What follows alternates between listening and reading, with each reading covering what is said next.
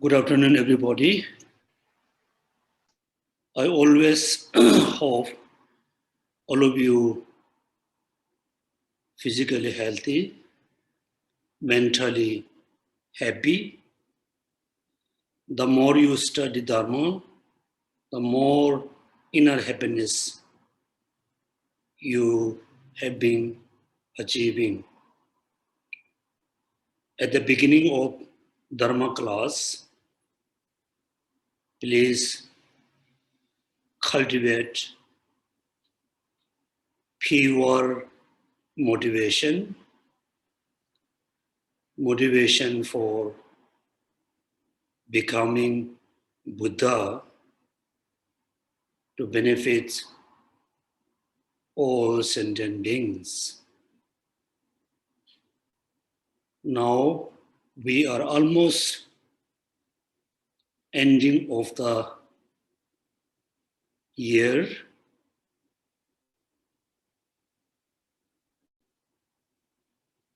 Of the peak. That means we are 1 year closer to our death.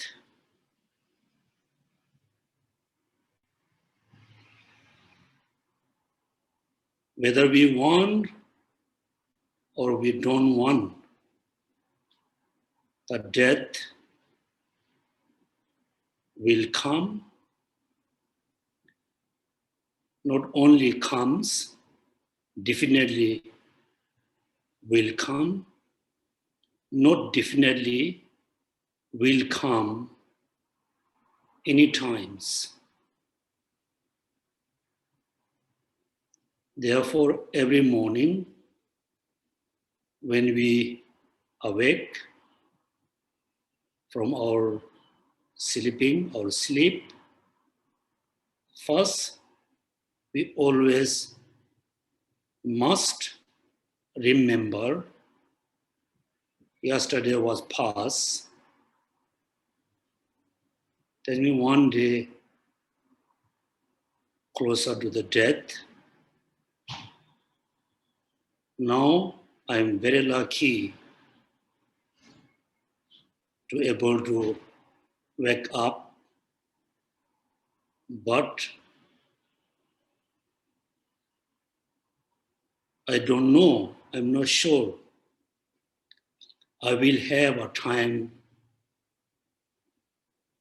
for sleeping tonight or not. Since morning until our bedtime, anything can be happen. We have been seeing so many things happen without having any kind of expectation. And also, most of us are over 50, 60. We don't have so many years to go.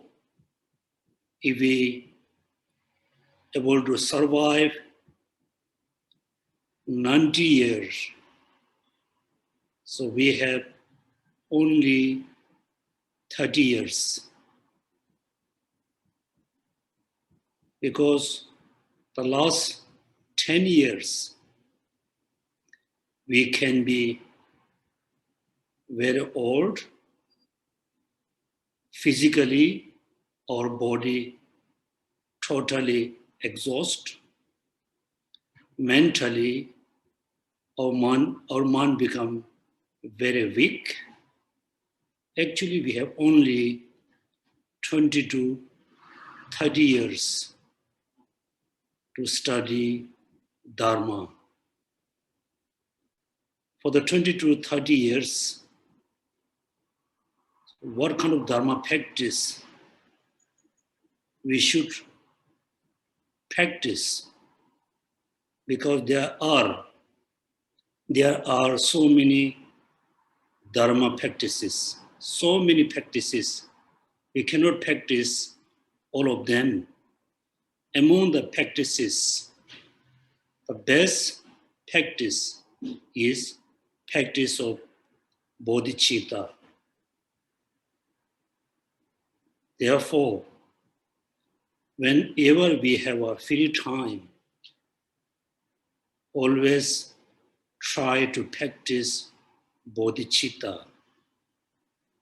Practicing bodhicitta is the best practice for purifying negative karmas. Practicing bodhicitta is the best practice for accumulating two kinds of merits. Practicing bodhicitta is the best practice to overcome any kinds of obstacles in our life. Practicing bodhicitta is the best practice to benefit all sentient beings. In Tibetan language, we have a saying, one medicine for 100 sickness. 100 sickness can have a one medicine. Same, so there's so many obstacles. Practicing bodhicitta is the best kind of practice to overcome any kinds of obstacles. Therefore, our life is very short, very uncertainty. Therefore, every day, please practice bodhicitta. In order to practice bodhicitta, we have to practice great compassion. If we sincerely practice compassion, great compassion every day, every moment, then we become very compassionate person. When we become very compassionate person, then there's no, kind of ways to get angry towards others. There's no way to get sense of hatred towards others, towards ourselves. Therefore, practicing great compassion is the best antidote to reduce, to control our anger, our sense of hatred. Also, if you very compassionate person, you always care all sentient beings. When somebody becomes very famous, very popular, we never have a sense of jealousy. Instead of having jealousy, we definitely have a sense of rejoice. When we are very compassionate person, then whatever we have, we are able to offer to others. This reduce the stingy, also sense of strong clinging with our belongings. If you are a very compassionate person, if you are a very loving person, you can have the best relationship with your family, your friends, your life partner. Therefore, in the Mahayana Buddhist tradition, practicing bodhicitta is the best practice among all the practices. Bodhicitta can be practiced if we are able to practice a great compassion. Then, when we have a great compassion, then bodhicitta is just next steps, very easy to generate. When we have a bodhicitta, then we have enough kind of energy, we have enough power to realize emptiness, because through practicing bodhicitta, we can accumulate a great amounts of merit. Therefore, every day, please practice bodhicitta based on great compassion. Otherwise, we have been saying, I am Mahayana practitioner. I follow Mahayana Buddhist tradition. Without practicing bodhicitta, just we have been saying, actually, we cannot really practice the Mahayana path. Second, based on bodhicitta or before bodhicitta, we need to realize the emptiness. If you are a very intelligent person, if you are a very wise person, you can realize emptiness before bodhicitta. If you are not that intelligent, if you are not that very wise person, then we try to realize emptiness after accomplish bodhicitta. So in order to fully realize emptiness,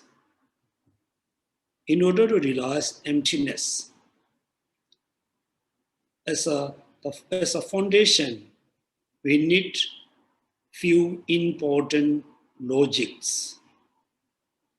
The logics, when we think about the logics and reasoning, then our view can be changed. Therefore, in order to realize emptiness, we need to know few important logics. Most importantly, the logics of dependent arising. Then after we realize emptiness, after we realize selflessness, then we need to go through a lot of the meditation. So in the past many classes, we spend a lot of time trying to understand about meditation.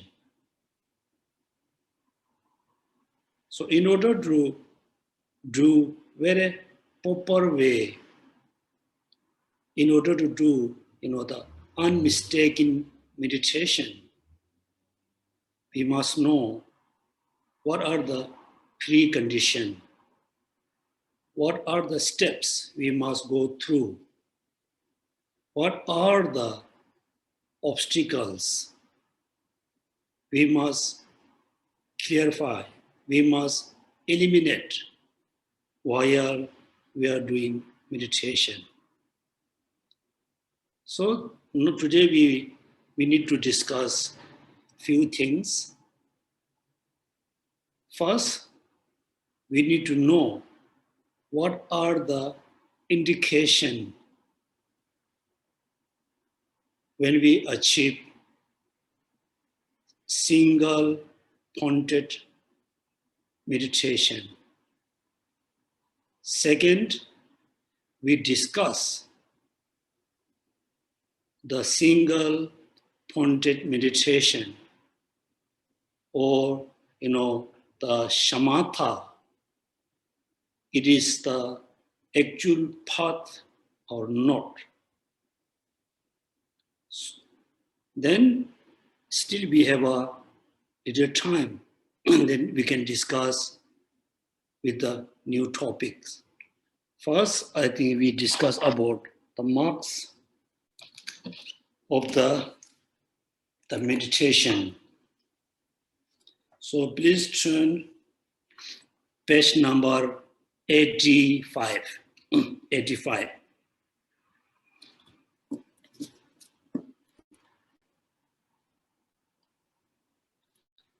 So in order to achieve calm-abiding shamatha, so we have to go through the mental states. When we reach to the ninth, then we need to achieve the two balances, the mental balances and physical balances. Among these two, first we must achieve the mental balance, then physical balance. Therefore, in the page number 85, the marks is seated with the attention and the elimination of the comes.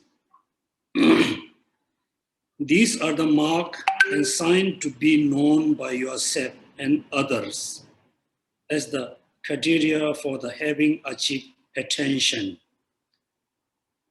You who have achieved such as attention have these marks.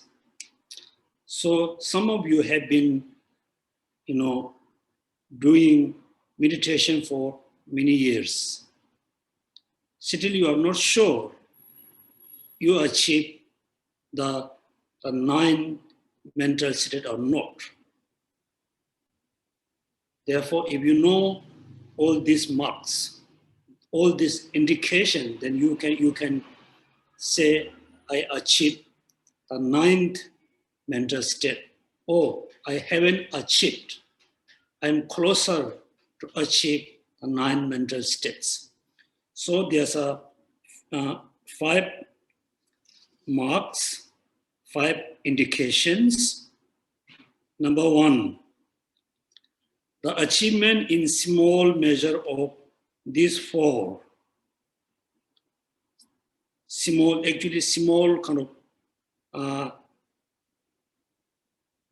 indication, the middle concept and great concept indication you will have. Therefore, number 1, the achievement in small measure of the 4. Your mind belongs to the level of forms.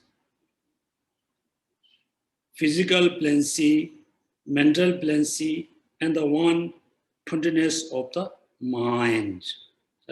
Therefore, there's talking about 4.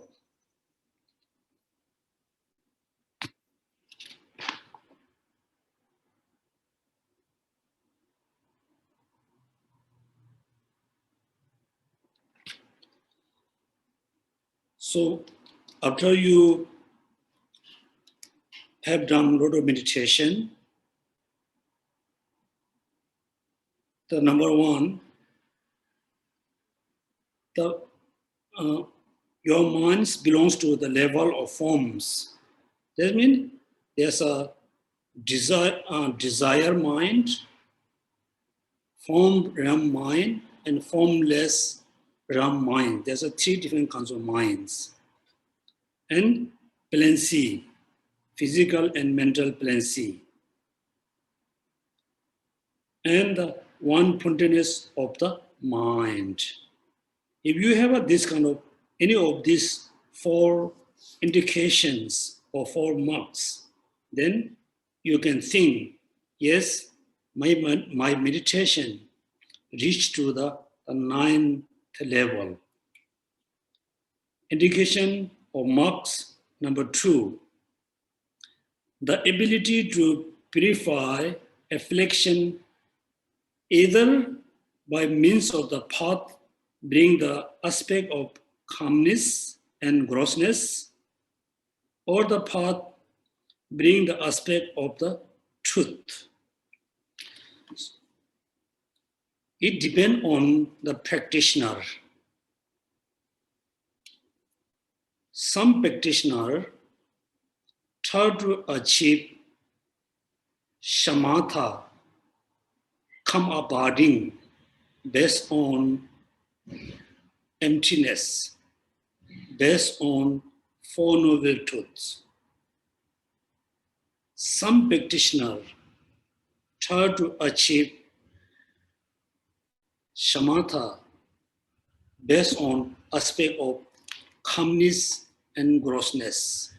Somehow when you reach to the 9th, the mental state, then you can purify afflictions by means of the path bring aspect of calmness and grossness, or the path bring the aspect of the truths. After you have been doing meditation for many years, or then somehow if you feel, somehow I don't have a desire, attachment, I have a freedom to sleep. You can sleep anytime, you can awake anytime. If you are very independent about sleeping, that means again you already reach to the 9th mental states. This is also one of the indication. Number 3, once your mind is established inwardly, meditative equipoise and physical and mental planes arise even so swiftly. Let's say first you had a breakfast, then you start to do meditation. Once you started your meditation, so you can have the physical and mental planes arise so fast. That means physically you feel is so, like a joyness. You never feel physically laziness. You never feel physically tiredness. Also, while you do your meditation, your mind is very fully awake, fully alert, fully aware. That means this is also one of the indication whether you achieve the 9th mental state or not. Then number 4, for the most part, the 5 obscuration, such as sensual desire, do not occur. So, since you have been doing meditation for many years, somehow again you feel, oh, I don't have a sense of desire about the desire realms. I don't have a sense of hatred. I don't have a very doubt about the triple gems. I don't have any doubt about law of causality.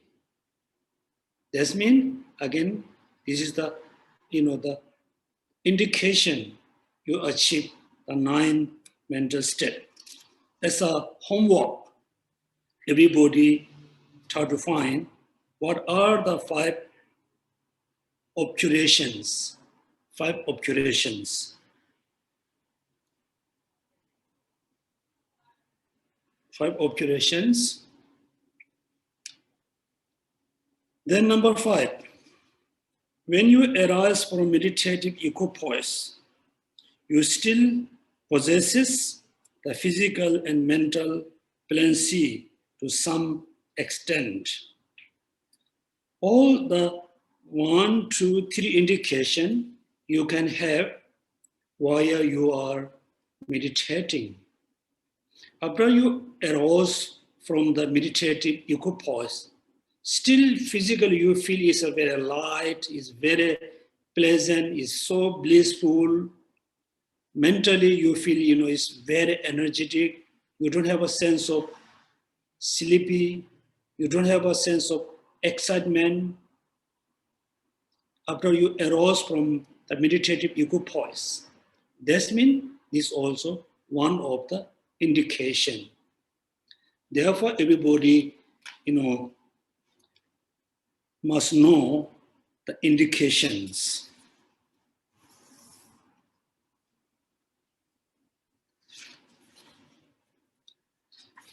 This next, I think the page number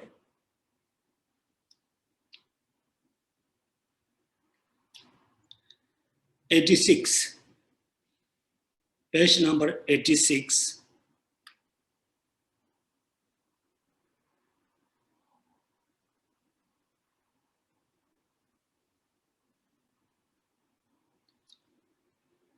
The second, after the quotation, in summary, when your mind is serviceable, energy and mind focus as one, so that energy become serviceable. Here, energy refer to the subtle wind. The subtle wind, the subtle energy, and the mind has a very deep connection. Therefore here, when your mind is serviceable, energy and mind focus as one, so energy become serviceable.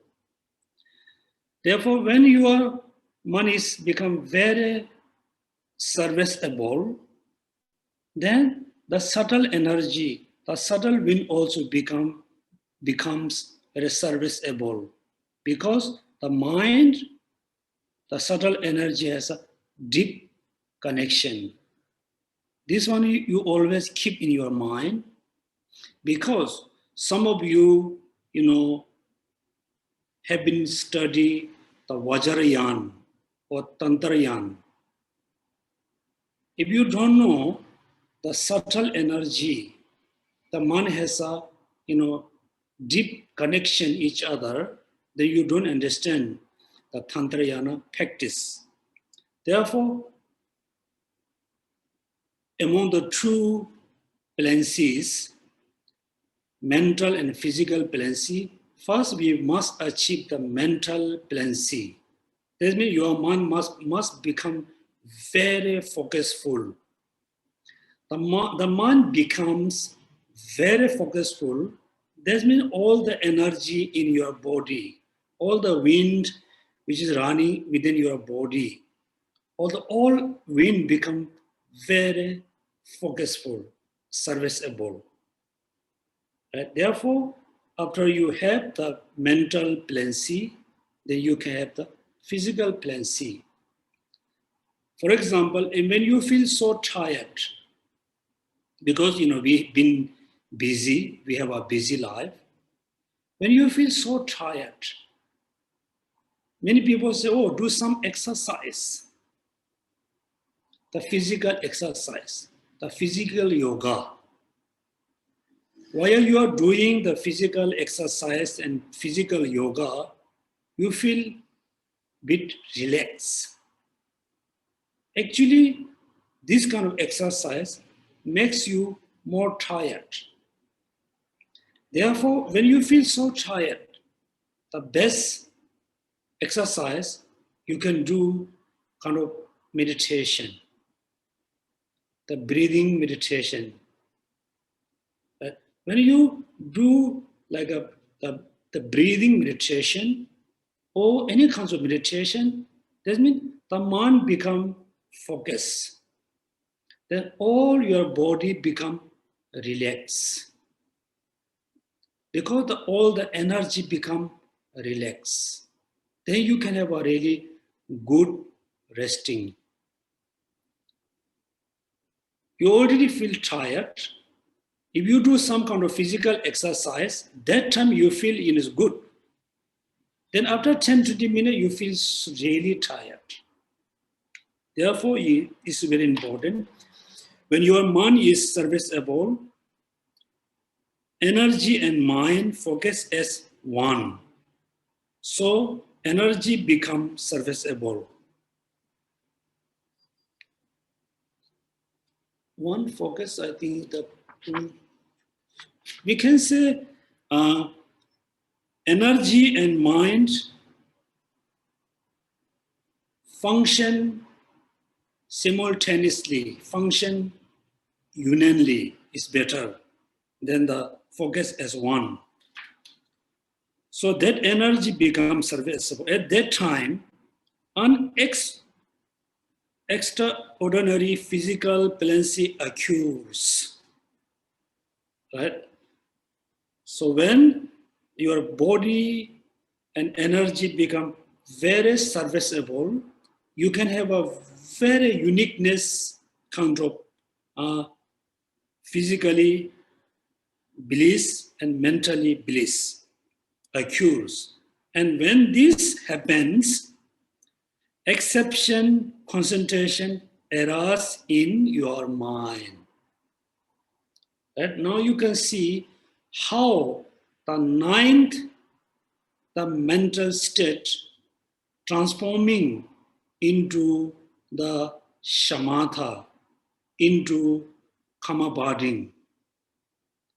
Because you got physical plancy, mental plancy, then you have a very extraordinary kind of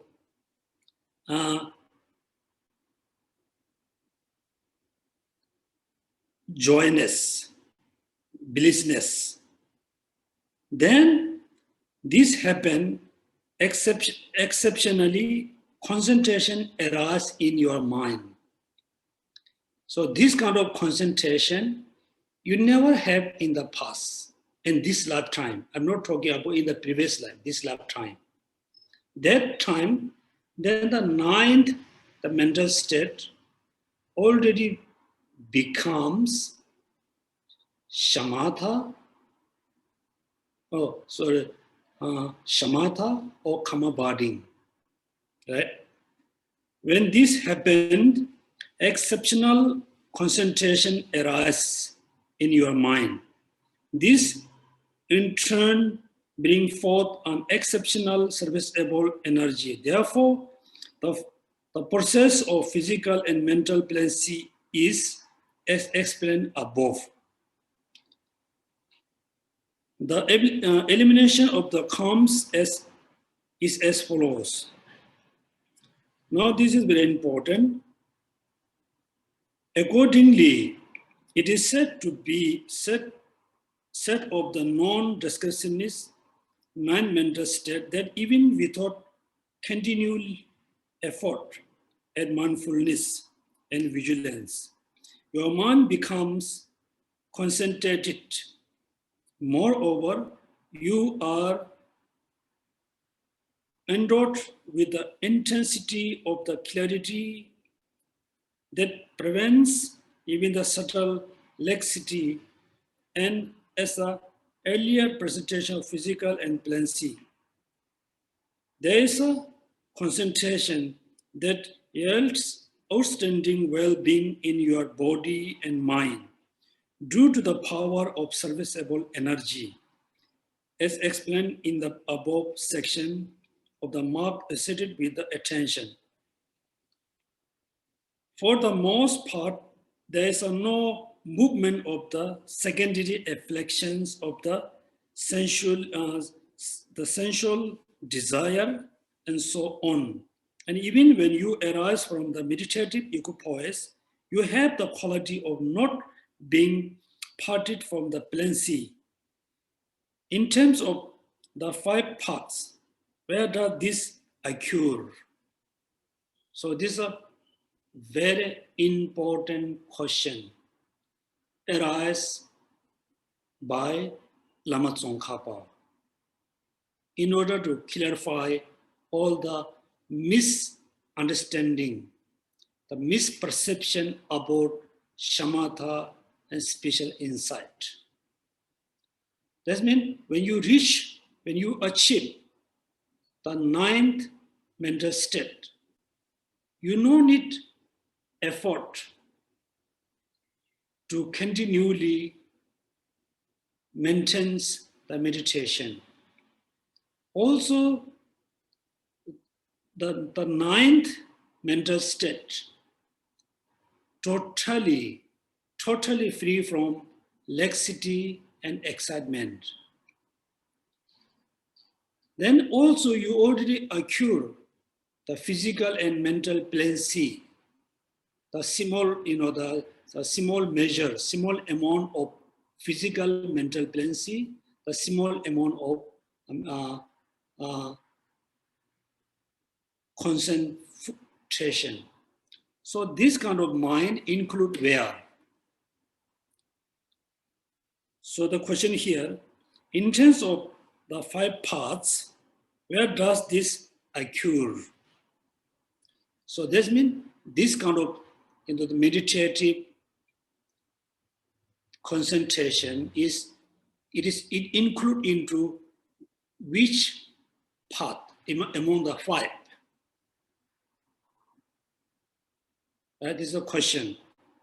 Then the answer by Lama Tsong-kha-pa reply, in the past as well as the present, there have been a great number of people who assert that when such a concentration arises, it is generally to be placed on the Mahayana path, right? In the past, before Lama Tsong-kha-pa, during the Lama Tsong-kha-pa lifetime, there are so many Tibetan masters who assert this kind of the meditative equipoise is included into the Mahayana path, number 1. Number 2, especially they assert this is as a contemplation in which the characteristic of the completion stage of the highest yoga tantra are perfected. They draw this conclusion, so that means this also include into the Mahayana path, also include into among the 2 stages, the completion and generation stage, right? Include into the completion stage. This is the view from the Tibetan master before Lama Tsong-kha-pa, during the Lama Tsong-kha-pa time. There's a kind of very kind of understanding about the path. They draw this conclusion upon nothing that occurrence of the great experience of bliss in the body and mind, based on the feeling as if one's entire body were filled with the ecstasy due to the energy corresponding to the arising of the plancy as well as the attributes of the non-discursive awareness and degree of clarity. However, that means because this is a very single-pointed mind, non-discursive mind, also the practitioner feels very great kind of feeling. They thought I achieved the completion stage. Among the 2 stages, generation and completion. And that those masters believe, so when they reach to the 9th mental state, they thought, I already accomplished the Mahayana path, particularly the higher Tantrayana stage, which is the completion stage.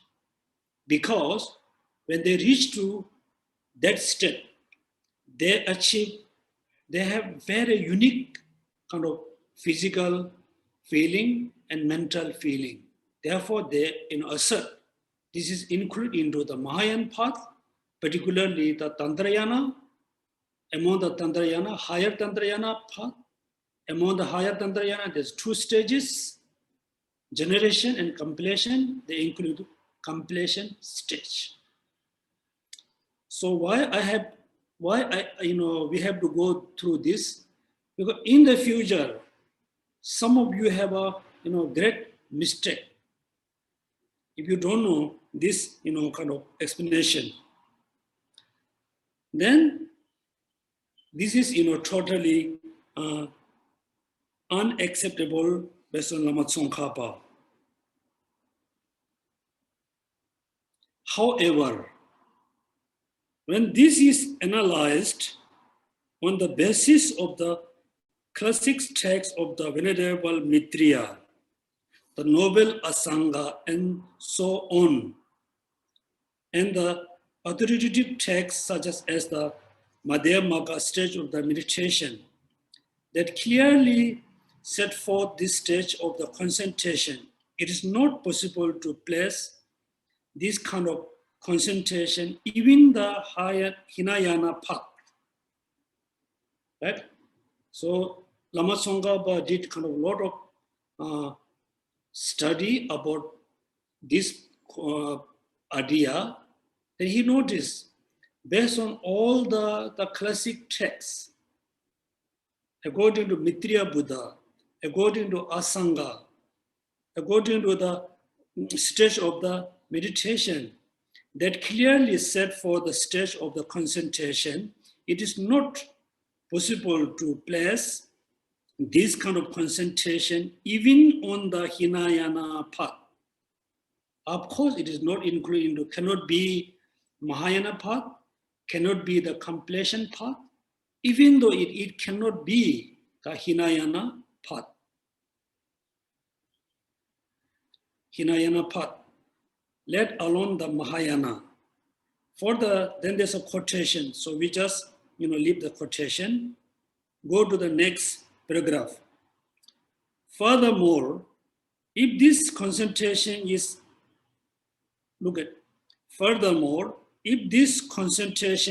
imbued with the view that correctly knows selflessness, and with the attitude of the determination of the free which properly ascertain that the force of the whole cyclic existence is repelled by the cyclic existence and diligently strive for the liberation, it turn into the path of liberation.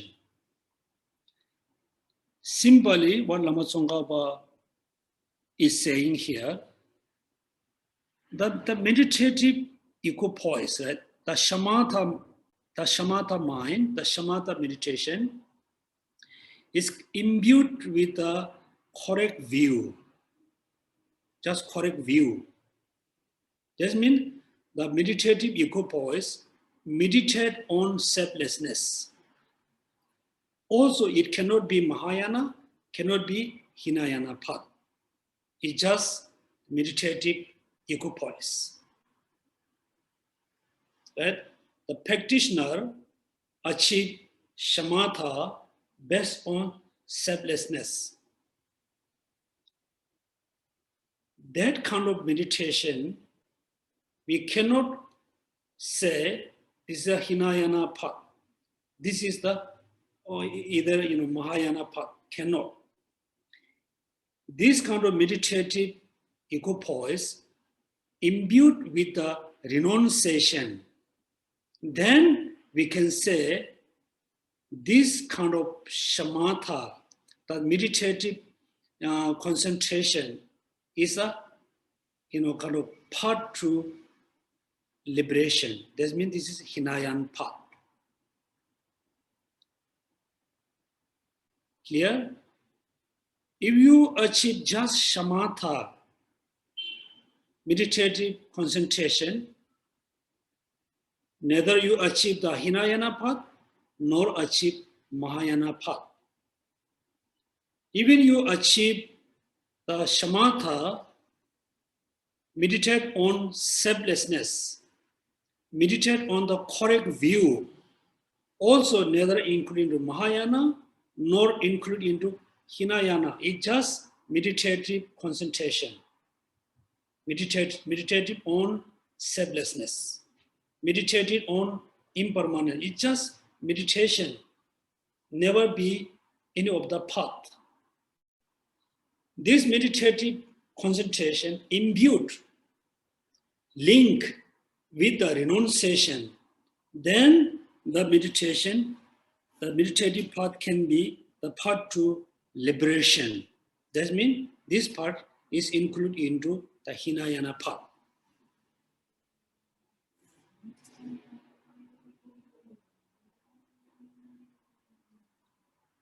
If this concentration is imbued with the view that correctly knows selflessness and with the attitude of determination to be free, which preparedly ascertain with the force of whole of sacred existence, repelled by the sacred existence, and diligently strives for the liberation, then it turned into the path to liberation. Number one. Number two, if it imbued with the precious spirit of enlightenment, it turned into the Mahayana path. Right? Therefore, many people have a very strong kind of motivation, strong desire to achieve shamatha. Yes, when you achieve shamatha, you can have a very unique kind of bliss. But you just achieve simple mindfulness, simple meditation. This kind of meditation neither include into Hinayana path nor include into Mahayana path. Even though you achieve shamatha based on meditating on selflessness, emptiness, still this is simple meditation. Never be in any of the path. Let's say everybody meditate on emptiness for many years. Finally, we achieve shamatha based on emptiness. Mean we achieve simple meditation. This is neither Mahayana nor Hinayana. This meditation, conjoined, imbued with the renunciation, only renunciation, then this meditative ego pause transformed, turned into Hinayana path. This meditative concentration imbued with the bodhicitta, then that the meditative concentration turned into Mahayana path. Therefore, just achieving shamatha is nothing special. Have to imbue with the renunciation or bodhicitta or both. Therefore, there's a next sentence is very, very nice, also very important. For example, if the generosity of giving a single morsel of food to an animal and absorbing even one type of ethical discipline are imbued with the attitudes, that means renunciation. Attitudes here refer to the renunciation. They turn into collection of merit on the path to liberation, right? Liberation and omniscience, respectively. Now you can see there's a, for example, if the generosity of giving single morsel of food to animals and absorb even the one types of ethical discipline are imbued with these attitudes. This means imbued with the renunciation is turned into the path to liberation. This kind of meditative concentration imbued with the bodhicitta then turn into, path to omniscience. So this sentence is very important because somehow everybody, do a lot of chanting, we recite many mantra. Also every day, I think everybody or most of us doing like a 2-time prostrations. Also every day we make offering, offering a lot offering, incense offering, fruit offerings, because daily we do, kind of practice. Therefore, we must know the importance is here. All our practice, like doing prostration, practicing generosity, making offering, everything tried to imbue with the renunciation, bodhicitta.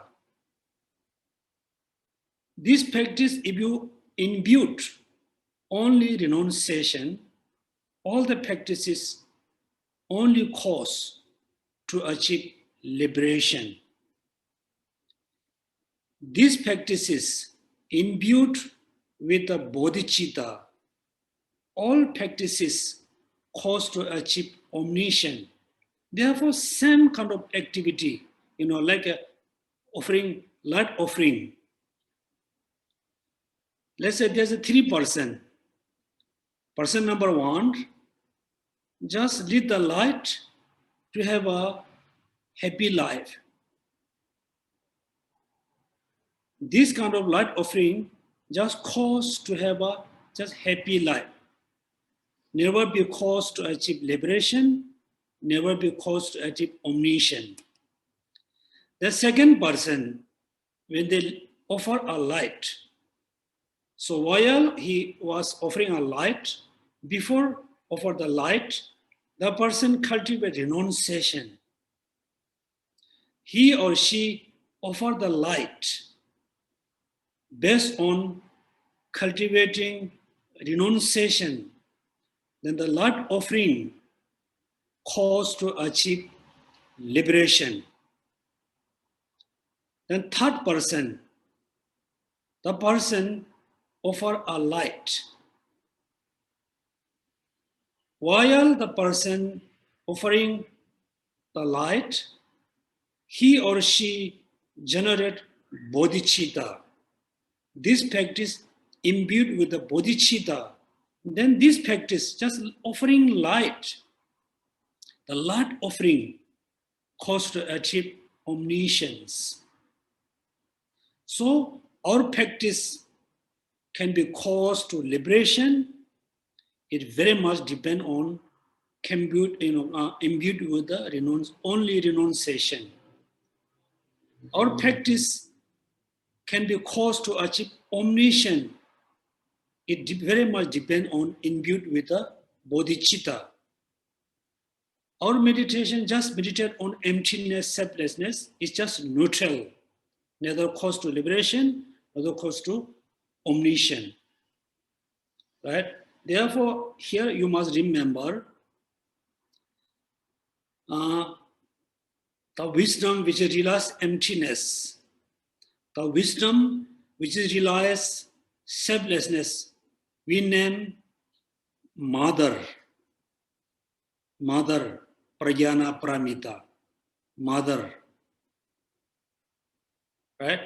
And the renunciation, the bodhicitta, this mind we name Father. Singaporean mother can have a Korean children, can have a European children, can have a Indian children. It's a mother can have any kinds of children.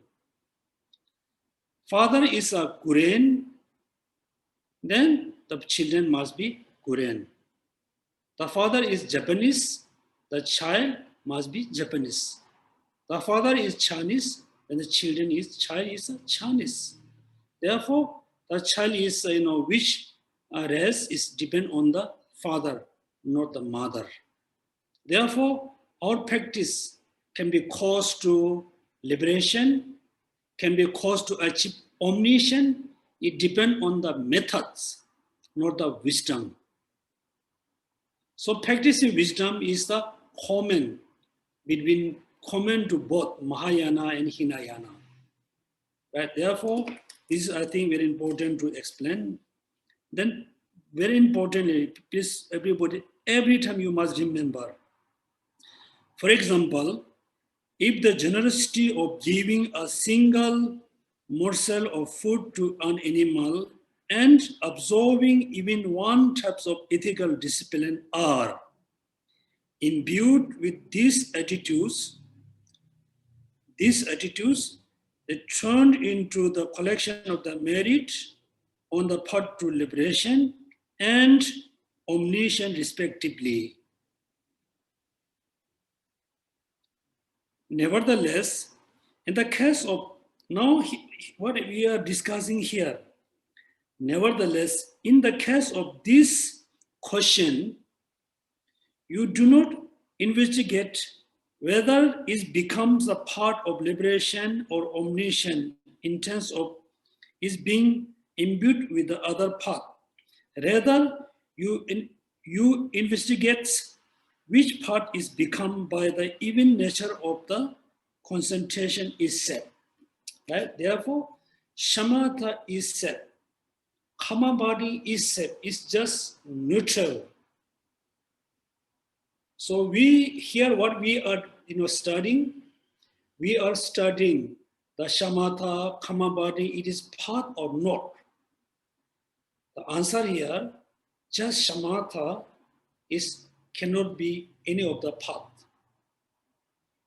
Even though the shamatha, which is absorbed on emptiness, selflessness, also cannot be a path. In order to turn the shamatha into path, the shamatha have to imbue with the renunciation or imbued with the renunciation and bodhicitta. Then the shamatha can be path. Otherwise, shamatha is just neutral.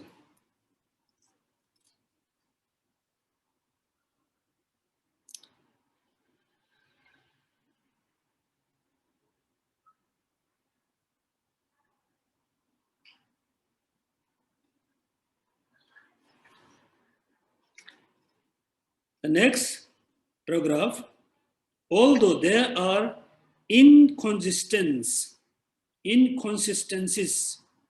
between the Madhyamak and the Chitta-mantrayan way of establishing the object of the view of insight. In general, there are no inconsistencies in their identification of the serenity and insight. So about all the Buddhist four schools, there's no differences between meaning of serenity and insight.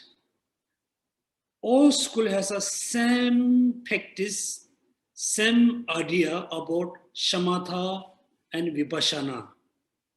They have a same idea how to achieve serenity and spiritual insight. But the only difference is establishing the object of view of insight. Right? That means Madhyamaka and Chitta-mantrayan has a different view about the reality. They don't have a different view about shamatha and vipassana. They don't have. All Buddhist tradition has the same idea about, the basis of the meditation, obstacle about meditation, how to overcome from the obstacle, how to achieve shamatha, how to achieve special insight, all has the same idea. There's no differences. And also the order of the serenity and special insight, I said many times, through the 9 mental states, then first we reach to the number 9. So after meditating on the number 9 for many months, then you will achieve the plensis. Then the meditative mind turned into serenity. Then again, you need to meditate, you need to practice the serenity for maybe many months. Then again, you can have another kind of physical and mental plenty. Then the shamatha and vipassana become union. Right? Therefore, first 9 mental state, achieve the serenity, practice serenity for a long time, then you can achieve another kinds of plenties. Then the serenity and special insight become union. Then the practitioner practicing both simultaneously, special insight and serenity. We should not think the serenity turned into special insight. Also, we should not think other way, the special insight turned into serenity. These two minds always separate, but the practitioner can practice both the unionly. Therefore, in order to achieve serenity, in order to achieve special insight, we must achieve serenity.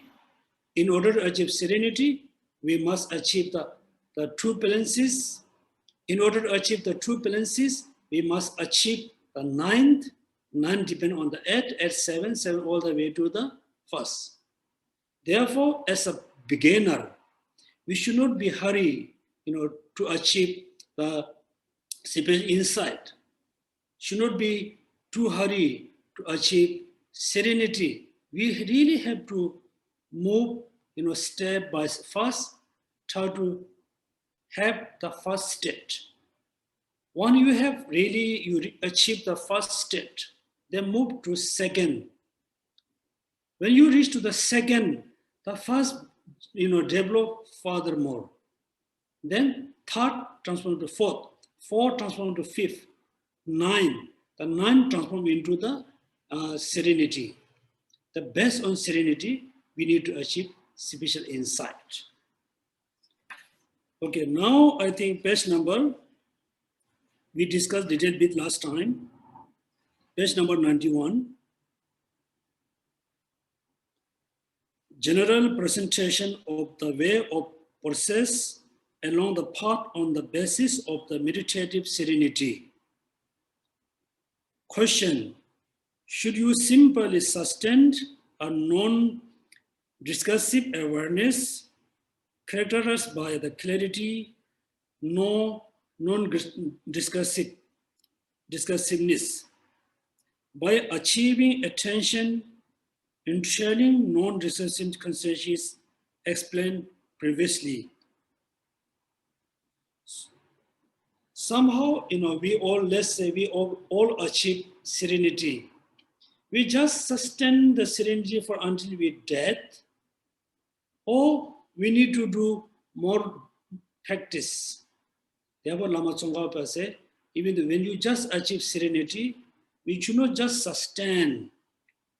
So we have to do more practice. What are they? The reply. Producing such as concentration in your mind stream is for the purpose of generating insight that overcome afflictions. we should not be just satisfied, achieving serenity, because we need to achieve insight, because we need to eliminate, we need to overcome the afflictions. Afflictions. Hence, if you do not generate insight on the basis of the concentration or the basis of the serenity, you will be unable to eliminate even the affliction of the desire realms.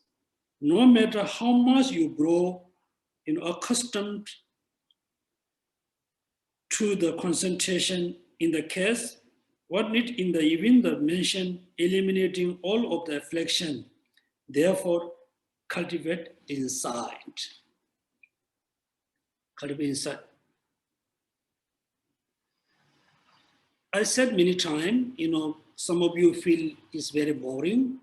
Some of you feel, it's too much, repetition. Make sure, we really understand the point, the reasonings. First, this is the truth, this is a fact. We are not happy at all. We able to manage to overcome our physical problems. Feel cold, wear warm clothes. Feel hungry, eat food. Feel hot, take a shower. Stay under the tree or stay under the air condition. Headache, take a medicine. So we able to manage to overcome the physical problems. But aging, death, those are totally out of our control for the short time. For the time being, we cannot control. Because we were born with this body. This body is completely made of flesh, bones, blood, different organs. All parts of our body has a limitation to able to exist. Right? One day, so we have to leave this body. In between, the body will change repeatedly. Therefore, we become old and older. Therefore, the physical problems, most of we able to manage to overcome. The most worst, the emotional problems, the afflictive emotion problem is not easy to overcome. When it arises, it really makes us very unhappy. When you feel hot, you say, yeah, today weather is very hot. You are not so unhappy. When you are hungry, thirsty, we feel, yeah, I'm hungry, I'm thirsty. Okay, I will drink, something maybe after 2 hours. Or I'm hungry, it's okay, I will eat tomorrow morning. We can manage. When the emotional problem arises, anger arises, how do you feel? When other people get angry, how the person look like? Therefore, we wish to control the emotional problems. All the Buddha teachings mainly for controlling the negative thoughts, mainly for controlling the afflictive emotions. This is our main kind of, target. Then how we can control them? How we can control them? Because even though just within 1 minute, we have so many different kinds of thoughts. Many of the thoughts is functioning within our mind, is functioning. it brings in a lot of affect our life. We don't notice. Therefore, the first step, we need to aware all kinds of thoughts is arising simultaneously. Then, first we need to control them. How? That means we should not have a lot of thoughts. We should have just one thought. That means concentration. Concentrate on one object, one action, one activity. When we have a habit to have just one thought,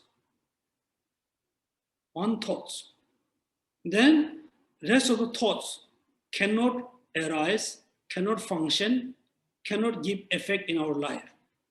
So in order to have one single thought, first we need to learn how to do meditation. So when we achieve meditation, it reduces, almost control the negative thoughts. But haven't really eliminated. It's control for short time.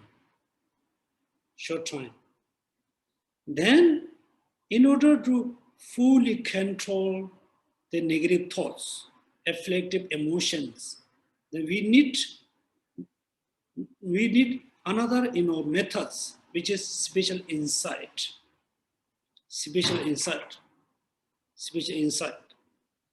Then the special insight has two. One is ordinary, one is extraordinary.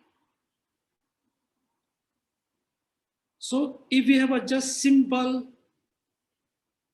serenity and insight, they cannot reduce the afflictive emotion, cannot eliminate. Therefore, we need insight, we need serenity based on meditating on Four Noble Truths, based on emptiness, based on selflessness. This kind of practice can control the negative thoughts, but it cannot cause to achieve liberation. It cannot cause to achieve omniscience. Therefore, third, we need renunciation. Then bodhicitta. Also, please make sure all of you understood the meaning of renunciation. Because it's English words. Renunciation means you need to renounce, you need to give away everything. You don't need anything. This is not the meaning of renunciation. Renunciation means you need to reflect, many times, quite a long time, that reality of the samsara. When you fully understood the nature of samsara, then you feel, wow, it's so many problems. The problem can be forever. I want to get out from the samsara. I want to get out from these problems. Right? Then you have a strong desire overcome from the samsara. Then you wish to achieve liberation. I want to liberate myself. I want to liberate myself. Liberation is a strong determination, strong determination to overcome from samsara. Then achieve liberation. Then when you think all sentient, what is the connection between me and other sentient beings, me and other? If you don't believe in next life and previous life, still we can see others are very, very, very important. For example, while you are sleeping, the air condition is producing, cool air because of the electricity, because of the air condition itself. So the electricity comes continuously for 24 hours. Behind it, there are so many people is putting effort to have electricity. Then you can have a air condition. Then you can have a cool air. Then you can have a happy sleeping. In our food, I said many times, just having simple noodle, simple laksa, it's cup of laksa, bowl of laksa, the size is just small. When you look at the noodle, when you look at the vegetable, the oil, the chopstick, the bowl, the table, the chair, all these things come through many people effort. Therefore, generally, so we have a important link, connection with the others. And this moment, are you only think yourself or think for others? If you think only yourself, it's not really, we may say, not good way to think. Think for others. If others are happy, you can be happy. Others are very healthy, you can be healthy. If rest of the people are very unhealthy, how you can be healthy? Right? Others are become very unhealthy, how we can have healthy food, healthy drink, clean water? Cannot. Therefore, when they think what is the connection between me and other, then according to Buddhist tradition, so all sentient being and me has a connection. Then you have a sense of love and compassion towards other. Then you think, oh, I should not think only myself. I should think others, more other than myself. Then you can have a bodhicitta because of their compassion. Right? Therefore, you must know the point why we need serenity, why we need spiritual insight, why these two must imbue with the renunciation, must imbue with the omniscience, because otherwise, this practice is just single concentration, neither reduce emotion nor achieving liberation and omniscience. Therefore, I really hope all of you really know the points step by step. You must know the reason behind all your practices. Right? Therefore, special insight is very important to achieve. Therefore, reply, producing such a concentration in your mind stream is for the purpose of generating insight that overcomes afflictions. Hence, if you do not generate insight on the basis of this concentration, you will be unable to eliminate even the affliction of the desire realms. No matter how much you grow accustomed to the concentration, in that case, what need is even the mention eliminating all afflictions. Therefore, cultivate insight. I think some of you have a little confusing about even the affliction of the desire realms. So this one I gave you, I think 1 year ago, I used the example. We exist in the desire realms. So we have a very desire about the 5 forms. Due to some dharma knowledge, then we have an idea about pure land.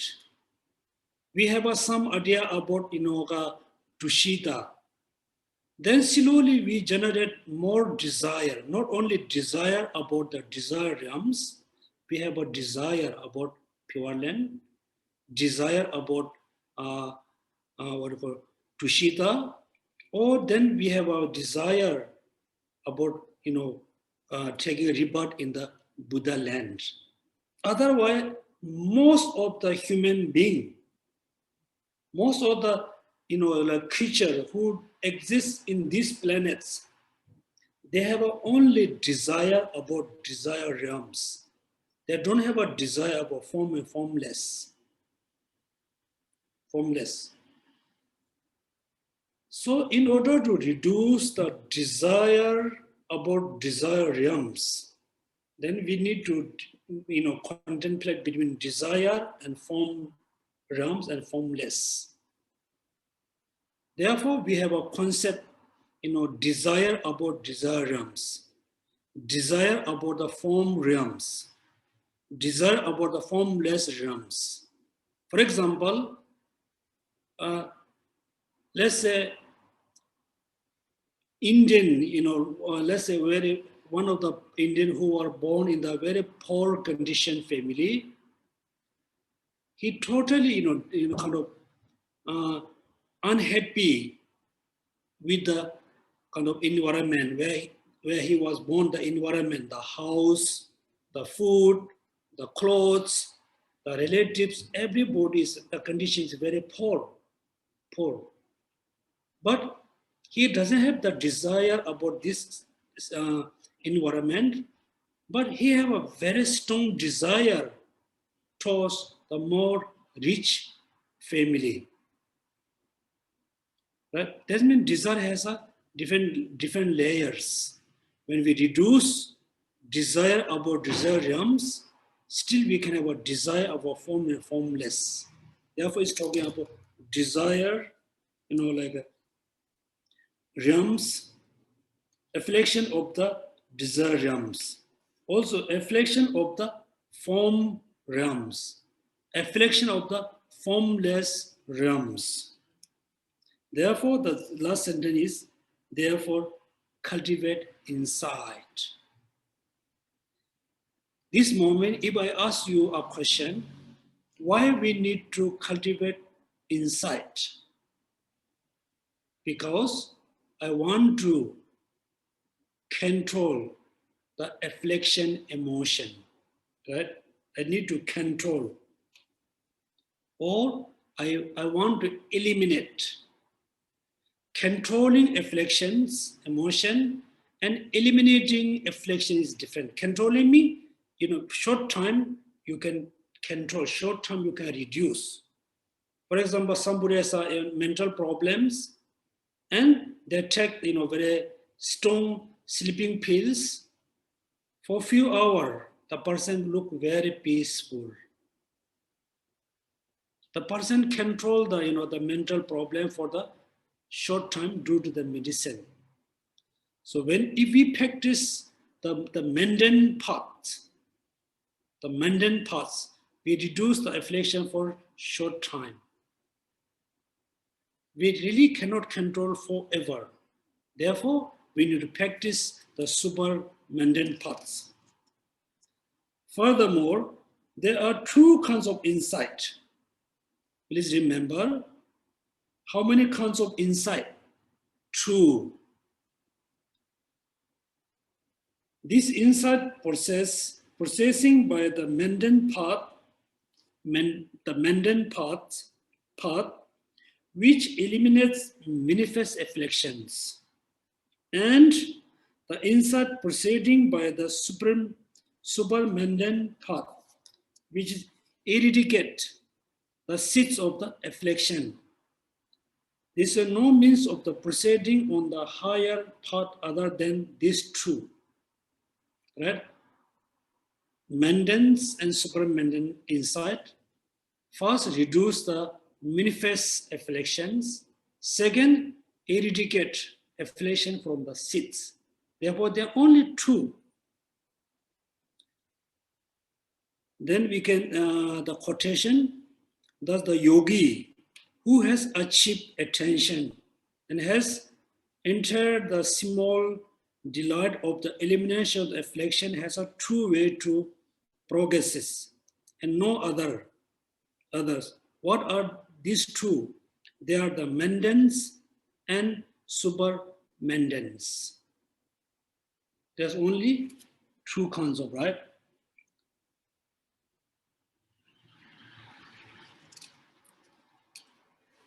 Now we just move all the way.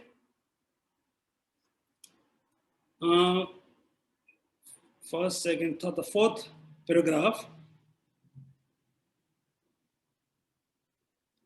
The mendant insight consists of the meditation, bring the aspect of the element calmness and grossness, in which is you absorb the grossness of the lower levels, the calmness of the higher levels.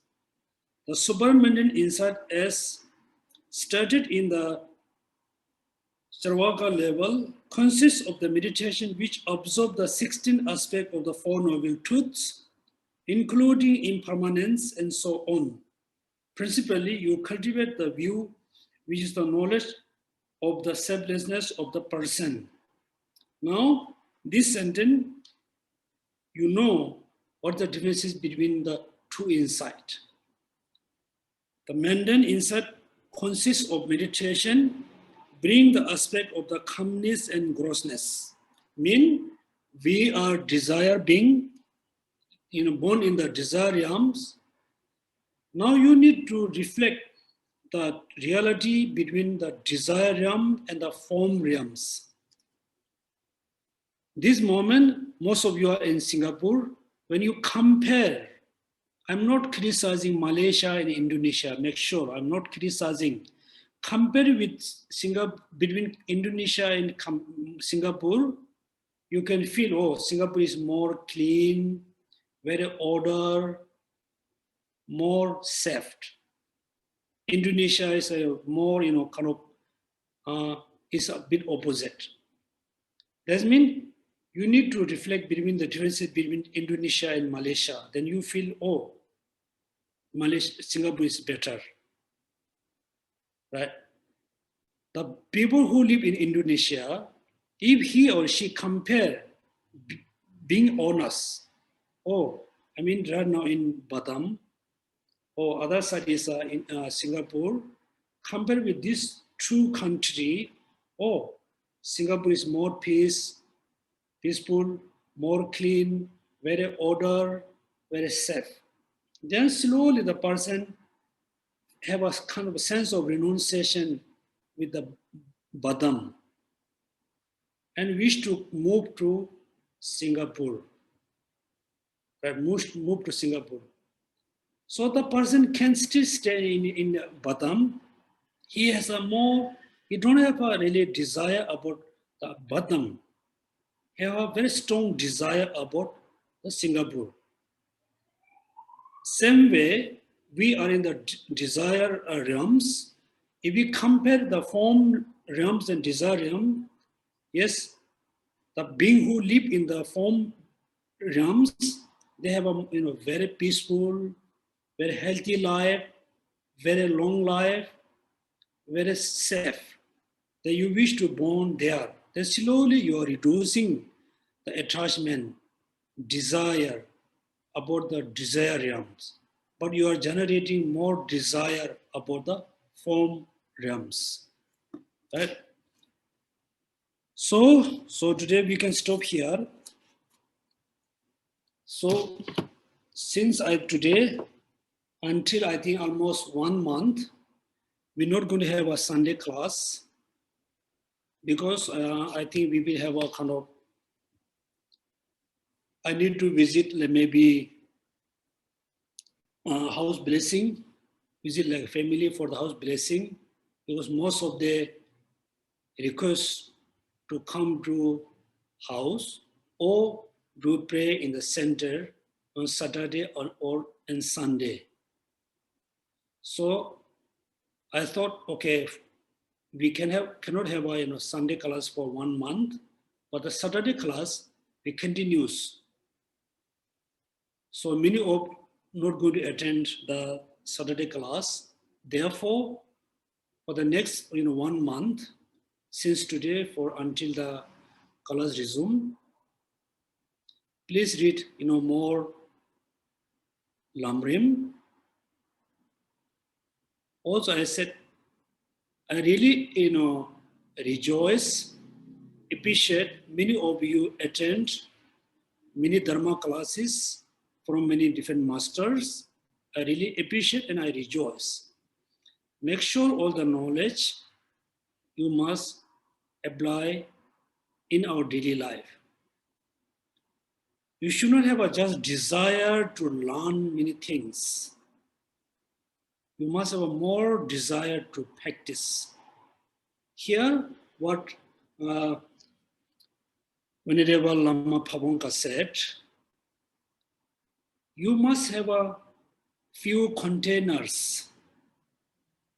The example, analogy, you must have a few containers. Okay, one container is for beans, one container is for the wheat, one container for the barley, one container for rice. So you have like 4 containers. Then when you're walking around the street, when you're walking in the field, when you found beans, you bring the beans, add in the beans containers. When you found barley, add in the barley container. Get a rice. If you get a rice, you must add a rice container. Then slowly you can see all the container is slowly is filling with the, the contents. Same way, you must know what are your practices. First, impermanence. Impermanence. When you study about impermanence, when you read book about impermanence, you must, develop the understanding of impermanence. You don't have a kind of understanding of impermanence. When you read about book about impermanence, is useless. If you have some idea about emptiness, when you read the books, when you attend teaching emptiness, this teaching, that book must become the conducive condition to understand emptiness. If you practice compassion, when you attend teaching, the Lama, the teacher, explain about compassion, the idea you use to further develop compassion. Therefore, first you must know what are my practices. Then any kind of teachings, any kind of book you read, you must add on based on your different practices. Therefore, impermanence, practicing impermanence is very important. Right? And also I feel very very auspicious because we just began the special insight, the chapter about special insight, particularly chapter about dependent arising or emptiness. On the 8th, I think His Holiness is going to give teaching mainly about emptiness. Emptiness, right? Recognizing recognizing mother of the song by Tsong-kha Rinpoche is just about emptiness. Right? Last class I told you, in the text you can see father, mother, brother, and child. We all like a child. We never recognize our mother, not physical mother, which is emptiness. So we all try to understand, emptiness, try to realize. So far, we never realized emptiness. So therefore, we never ever met our mother, which is emptiness. How we met our mother, how we can recognize the emptiness of the mother. Then we study about the phenomena, how the thing exists. The basis is a father. Right? How we recognize a mother based on studying father, the basis of the phenomena, the conventional phenomena, and using the methods of dependent arising. The dependent arising is look like brother, emptiness like a mother. The basis of the phenomena is a father. We are like a mad child. Like we are totally crazy child. We are crazy because how things exist, we cannot understand. What we believe, those are not there. So we are look like crazy child. So we've been so crazy in samsara, therefore we have all these kind of problems. So it's a very auspicious, and we just going to start the special insight. So His Holiness is going to give the teaching about emptiness. So please, for the 1 month, you should not just close a lamrim and put on the altar. Always keep on your, maybe next to your bed, on the table next to your bed. Maybe always put in your dining hall, or always put next to your office desk. When you have free time, you just open. If you just close the book until the resume the classes, then your knowledge of Dharma really cannot be developed, because you mainly practice, follow what the people said, what the person said. Therefore, I'm just simple trigger pushing you for studying, pushing you to practicing Dharma, pushing you to how to be calm person, happy person. I'm very simple trigger pushing you how to control your negative thoughts. I'm just simple trigger. The most important, you have to move by yourself.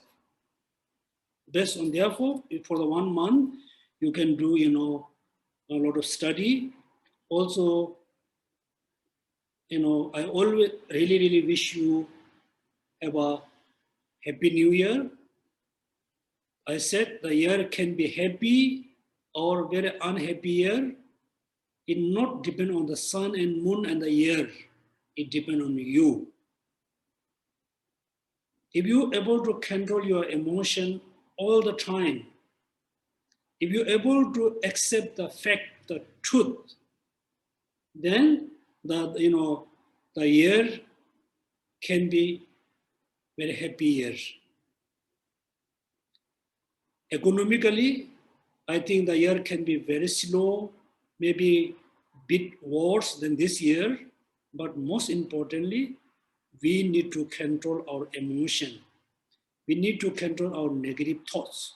Then the year can be definitely happy year. It can be very worse year for other, but it can be very happy year for you. Therefore, I wish you, happy new year. And some of you, we can see tomorrow. So if there are any questions, so we can have a time for question answer. It's almost 4:40. Yeah, Geshe.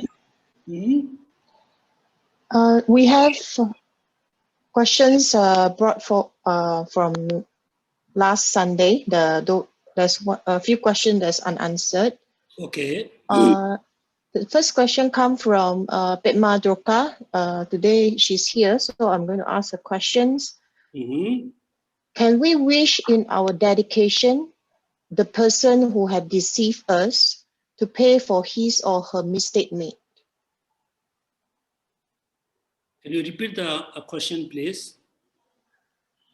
Can we wish in our dedication, when we do our dedication, can we wish that the person who have deceived us or harmed us to pay for his or her mistake made? What does mean the last sentence, pay mistake may mean? Droka, would you like to elaborate? Yeah, please. I understand the first sentence, I don't understand the last. What do you mean? I guess she meant to pay for the price that she has caused her pain. Yeah. generally, practicing compassion, first most importantly, we must practice compassion towards our enemy. Our enemy is the, sources make us very angry.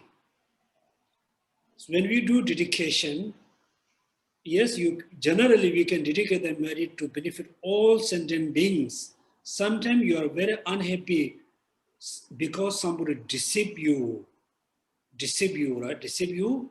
Then in order to reduce the kind of unhappy mind, yes, you can dedicate your merit to benefit the person who deceive you. When you dedicate your merit, he or she deceive you, he or she cheat you, still you are giving your best you are giving your best thing to them. And also it's kind of practicing, taking and giving. Doesn't mean they deceive you, they cheated you, you accept it. You never have a kind of months of revenge. You are still giving them. It's a perfectly, definitely okay for me. I hope I understand the question. Otherwise, I can think more the question. You can text me. Okay, can I have the second question, please? The person is not here, so maybe we put it in a Sunday class. It's Okay. more of a Sunday class. Mm-hmm. So I don't have any questions at the moment. Okay, then no question. Then we can stop here. As a Tibetan Buddhist Center, like a resident teacher of Tibetan Buddhist Center, I always, appreciate, rejoice all of you, always, try to attend the Dharma class. And also, from my side, from my heart, I always, wish all of you to understand the pure Dharma, not just understood the Dharma, always wish all of you to practice Dharma. When you think about practicing Dharma, suddenly you think I need to hold a mala and recite the mantra. Suddenly you think, I just play the religious music and close your eyes. This is not the meaning of practicing Dharma. Dharma is remember the two meanings. The first meaning of Dharma means all phenomena has their unique nature. Two phenomena you can see exactly 100% same, but the reality, these two has a very different, unique nature. That means all phenomena has their own unique nature. This is the first meaning of Dharma. Second, Dharma in Tibetan we can say Chö. Chö or Chö means transformation. Transformation. Transform your life. Transform your thoughts. Transform your negative thoughts and positive thoughts. In order to do that, you always absorb, you always watch, you always think about what you are thinking.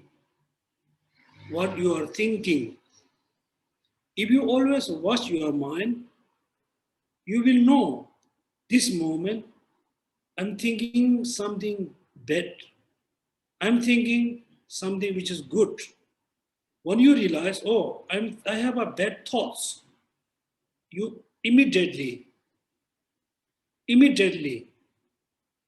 right there, you must stop.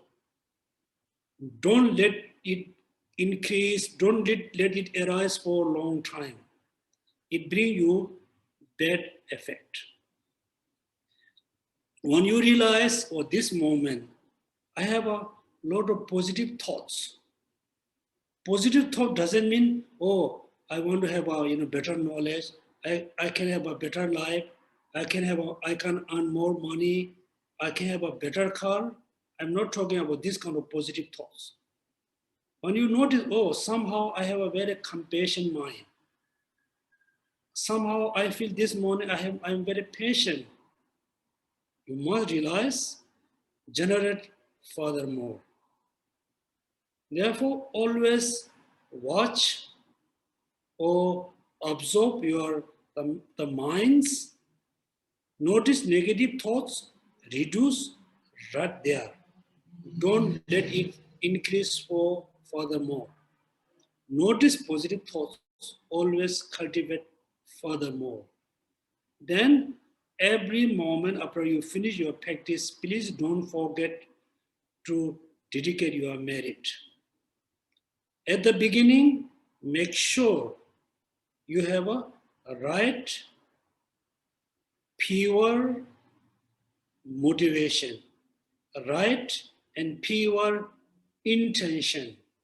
Only intention for achieving Buddhahood to benefit all mother sentient beings. Offering a light, wish to be Buddha to benefit all sentient beings. Giving a simple food to the birds, to the dog, to the cats. Also, I think many of Singaporeans, bring food for the cats, wish to have a good luck.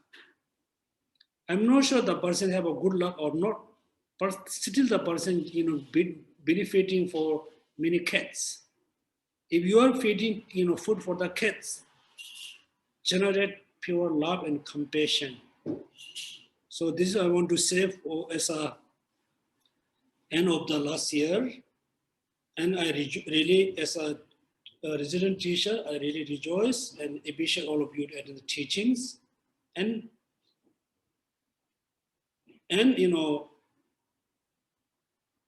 next few days, you must reflect about your practices. Compare with 2019. How, if you just compare 2019 and 20, or 20, okay, 21 is just beginning. If you notice, in 2019, I was very unhappy. On 2020, somehow I have a lot of problems. Still, I have a calm mind, happy mind. That means your practice is on the right direction.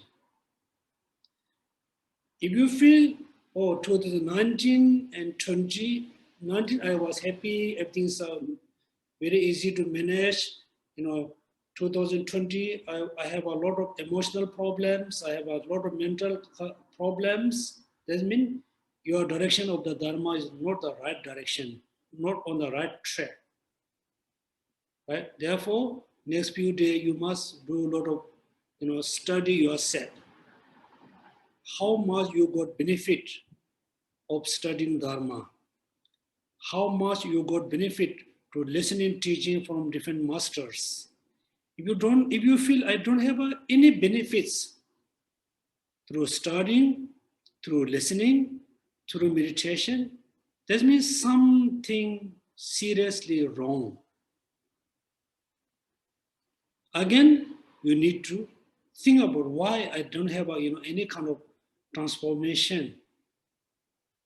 I attend Dalai Lama teaching, I attend that Rinpoche, that Geshe, that Sifu, that teaching, but I don't have any changes. I don't have any transformation. Then why? You need to study yourself. You know yourself.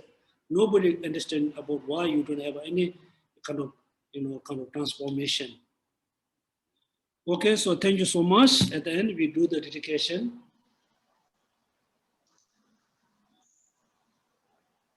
Through our studying and practicing, so we have accumulated a great amount of merits. We dedicate the merit for becoming Buddha ourselves and benefit all sentient beings.